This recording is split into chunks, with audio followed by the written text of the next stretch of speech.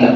لیکن حضرت عمر بن خطاب رضی اللہ تعالیٰ عنہ جہاں پر سخت مزاج تھے وہیں پر آپ کے دل میں رحم دلی بھی تھی. آپ خیال کرتے تھے، لوگوں کے ہمدرد بھی تھے. بلکہ اعلان نبوت کے وقت اہل مکہ میں جو لوگ پڑھنا لکھنا جانتے تھے اس میں سے ایک حضرت عمر بن خطاب بھی تھے. لیکن سخت دشمن تو تھے، مسلمانوں کے سخت دشمن تھے، رسول دشمن تھے. حتیٰ کہ ایمان لانے سے پہلے اپنے گھر سے لہراتے ہوئے تلوار نکل گئے کہ آج محمد عربی صلی اللہ علیہ وآلہ وسلم کو قتل ہی کر دوں گا. نعوذ باللہ. ایسے مقصد سے بھی نکلے ہیں. اللہ رب العالمین کے محبوب نبی نے اللہ کی بارگاہ میں دعا کی کہ اے اللہ، عمر بن حشام ابو جہل یا عمر بن خطاب، ان دونوں میں جو تیرے نزدیک محبوب ہے کسی ایک کو ایمان کی دولت سے سرفرازی عطا فرما. رسول اکرم صلی اللہ علیہ وآلہ وسلم کی دعا حضرت عمر بن خطاب کے حق میں قبول ہوئی، اور اس کے گواہ حضرت عبداللہ ابن مسعود غزوہ بدر میں جب ابو جہل واصل جہنم ہونے لگا، دو چھوٹے چھوٹے بچے مل کر معاذ اور معیذ اس کے ہاتھ کاٹ دیے. ہاتھ کاٹنے کے بعد جب وہ زمین پر پڑا ہے، حضرت عبداللہ ابن مسعود اس کے سینے پر سوار ہو گئے. اس وقت موت سامنے پھر بھی کہنے لگا کہ ایک اعلیٰ ذات شخص پر ایک کم ذات شخص سوار ہو گیا ہے. دیکھو میری گردن کو ذرا نیچے سے کاٹنا کہ ایک سردار کا سر معلوم ہوئے. موت سامنے ہے پھر بھی عقل ختم نہیں ہو رہی. یہی عمر بن خطاب ہے اور یہی عبداللہ ابن مسعود ہے. جب ابو جہل ستایا اہل اسلام کو، حضرت عبداللہ ابن مسعود جب مسلمان ہوئے ان کو مارا گیا، دھکا مار کر گرا دیا. وہاں سے حضرت عمر بن خطاب ابھی حالت کفر میں گزر رہے، اپنا ہاتھ بڑھا کر عبداللہ ابن مسعود کو اٹھائے تو عبداللہ ابن مسعود کہنے لگے کہ واللہ دونوں میں تم زیادہ حقدار ہو. یعنی کہ جو دعا مصطفیٰ جان رحمت نے کی کہ ابو جہل اور عمر بن خطاب میں سے کسی ایک کو ایمان کی دولت ہے اللہ نصیب فرما، تو ایمان کی دولت کے زیادہ حقدار تم ہو عمر بن خطاب. جب حضرت خلیفہ اول ابو بکر صدیق رضی اللہ تعالیٰ عنہ ماہ جمادی الاخر کے 22 تاریخ کو 2 سال 3 مہینے اور 11 دن اپنی دور خلافت کے بعد آپ مرض الموت میں مبتلا ہوئے، جب آپ نے خیال یہ محسوس کر لیا کہ اب یہ آخری لمحات ہے، اب داعی اجل سے جا ملنا ہے، تو آپ نے صحابہ اکرام کو جمع کیا اور اپنی رائے اور اپنا فیصلہ ان کے سامنے رکھا کہ میری یہ رائے ہے. اس رائے میں میں تم سے مشورہ چاہتا ہوں کہ اپنے بعد عمر بن خطاب کو اپنا جانشین نامزد کر دو کہ وہ مسلمانوں کے دوسرے خلیفہ ہو جائے. صحابہ کرام نے حضرت صدیق اکبر کی اس رائے سے اتفاق کیا. حضرت صدیق اکبر کے رحلت فرمانے کے بعد امیر المؤمنین حضرت سیدنا عمر بن خطاب مسلمانوں کے خلیفہ ہو گئے. جب آپ مسلمانوں کے خلیفہ ہو گئے تو وہ شخص جو سخت مزاج تھا، ذرا ذرا سی بات پر تلوار اپنے میان سے نکال لیتا تھا، جو اپنی لہراتی ہوئی تلوار لے کر مصطفیٰ جان رحمت کے قتل کے ارادے سے اپنے گھر سے نکل گیا تھا، آج خلیفہ بننے کے بعد اس کی حالت کیا ہے؟ جب منبر پر آیا خطبہ دینے کے لیے کہ میں مسلمانوں تمہارا خلیفہ ہوا ہوں، تمہارے پہلے خلیفہ نے مجھے نامزد کیا ہے، جب یہ اعلان کرنے کے لیے آیا تو کیسا لباس زیب تن ہے کہ اس کے لباس پر پیڑ لگے ہوئے ہیں. ایسی سادگی کے عالم میں مسلمانوں سے کلام کرنے کے لیے آتے ہیں. پھر آپ کی حکمرانی کیسی حکمرانی کے کتنے بڑے اعظموں پر آپ کی حکمرانی پھیل گئی. آپ کے 10 سال کے دور حکومت میں آدھی دنیا پر عمر بن خطاب کی حکومت ہو گئی، لیکن اپنی ذات کے لیے 1 روپیہ بھی ضرورت سے زیادہ کبھی خرچ نہیں کیا، بلکہ ہمیشہ یہ کہتے کہ اگر فرات کے کنارے ایک کتا بھی بھوک یا پیاس سے ہو تو عمر بن خطاب کو اس کی بھوک اور پیاس کا حساب بھی اللہ رب العالمین کو دینا ہے. ایک بے زبان جانور کے لیے بھی ان کا عدل انصاف کا یہ عالم تھا. حضرت عمر بن خطاب، ایک ایران سے شخص آیا مدینے میں حکمران سے ملنے کے لیے، لوگوں سے پوچھا کہ تمہارے بادشاہ کہاں ہیں؟ ان کا محل نظر نہیں آ رہا.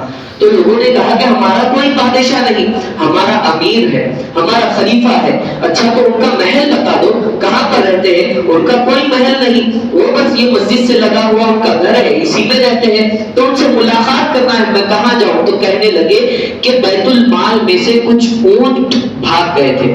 لوگوں نے اس کو تلاش کی ان اونٹوں کو، لیکن وہ اونٹ نہیں ملے، تو ہمارے خلیفہ خود ان کو ڈھونڈنے کے لیے نکلے ہیں۔ آدھی دنیا پر حکومت کرتا ہے اور اونٹوں کو ڈھونڈنے کے لیے شخص نکلا ہے۔ کیسا حکمران، کیسا عدل و انصاف ہوگا۔ بہرحال وہ شخص ڈھونڈتے ڈھونڈتے ایران سے جو آیا تھا، امیر المؤمنین کو ڈھونڈتے ہوئے ایک مقام پر پہنچا، ایک جھاڑ کے ٹیک دیے ہوئے اپنی ردا کو تکیہ بنا کر لیٹے ہوئے امیر المؤمنین، تو کہنے لگا کہ تم مسلمانوں کے امیر المؤمنین ہو، تم ہی عمر ہو جو آدھی دنیا پر حکومت کرتا ہے۔ اے عمر، تم یہاں پر اس جھاڑ کے سائے میں بغیر کسی محافظ کے، کوئی سیکیورٹی نہیں، اس لیے آرام کر رہے ہو کیونکہ تم اپنی رعایا کے ساتھ انصاف کرتے ہو، اور ہمارے حکمران اپنی رعایا کا خون پیتے ہیں، اس لیے ان کو سیکیورٹی کی ضرورت ہوتی ہے، وہ Y+Z+ سیکیورٹی میں رہتے ہیں کہ کب کون ان کا دشمن آئے اور ان کو مار دے۔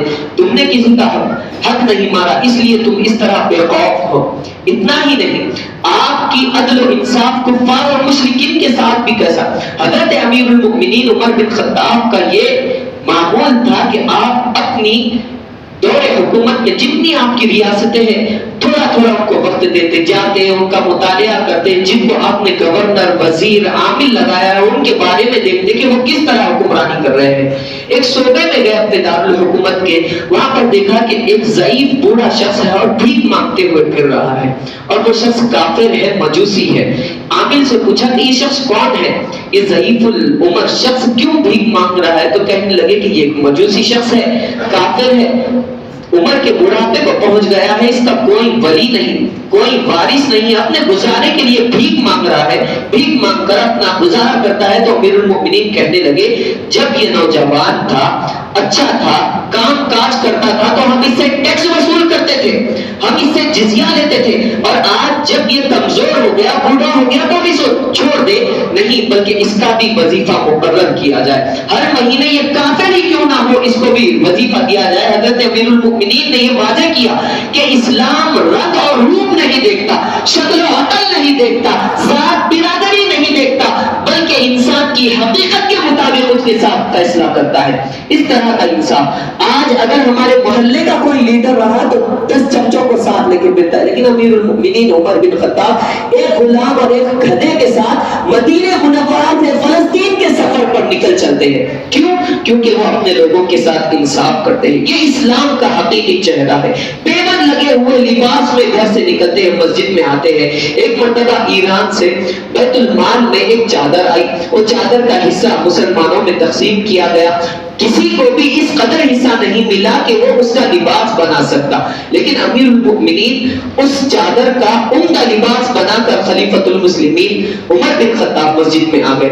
حضرت سلمان فارسی کھڑے ہوئے۔ کون سلمان فارسی؟ جن کے بارے میں مصطفیٰ جان رحمت نے فرمایا کہ سلمان میری اہل بیت سے ہے، اہل بیت مصطفیٰ ہونے کا جن کو شرف ہے۔ کہنے لگے کہ ہم نہ تمہاری بات عمر سنیں گے اور نہ ہی تمہاری اطاعت کریں گے۔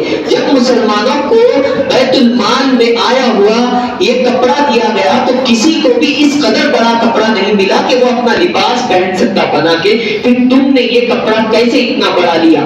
کیا تم نے مسلمانوں کا حق مارا ہے؟